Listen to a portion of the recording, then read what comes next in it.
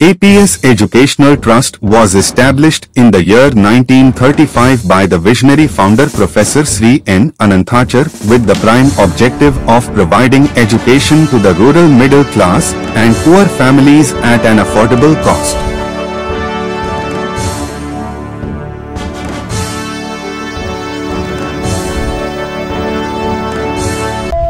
Today APS Educational Trust celebrated 78th Independence Day at their campus in Baswangudi, Bangalore.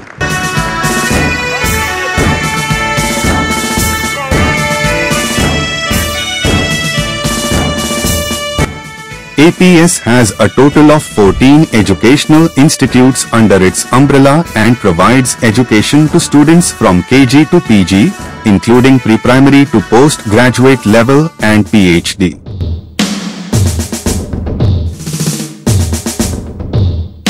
The managing committee of APSET consists of people with experience in academics, engineering services, chartered accountants, bureaucrats, and entrepreneurs, all with an ambition to serve society.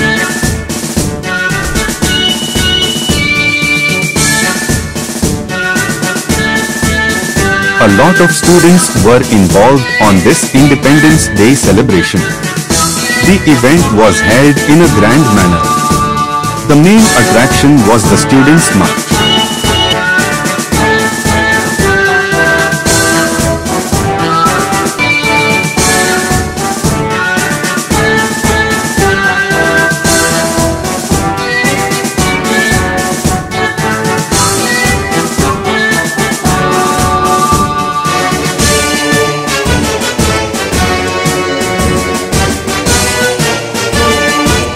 CA Dr. Vishnu Bharat Alampalli, Honorable President of APSET, presided the function.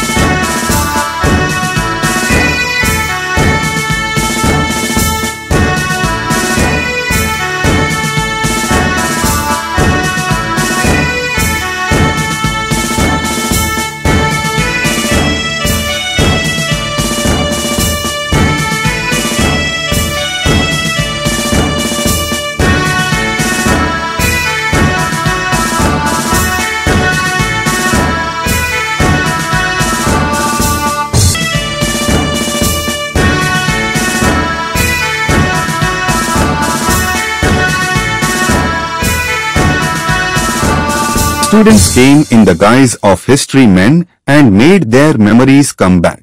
ನಮ್ಮ ನಾಡಿಗೆ ಬಂದು ನಮ್ಮ ನಾಡುವುದಕ್ಕೆ ಹೊರಟ ನಾಯಿಗಳೇ ನಿಮ್ಮನ್ನು ದೇಶ ಬಿಟ್ಟು ತೊಲಗಿಸುತ್ತಾರೆ. ಹರ ಹರ ಮಹಾದೇವ್. ಹೋಗಿ ರಣಕಹಳೆಯನ್ನು ಊದಿ ಹರ ಹರ ಮಹಾದೇವ್. अगर बात किसी की स्वतंत्रता की है तो रावण का राज है ब्रिटिश राज जहां का होते रहेगा. वंदे मातरम. एक freedom जिंदाबाद. My birthday and I shall have it.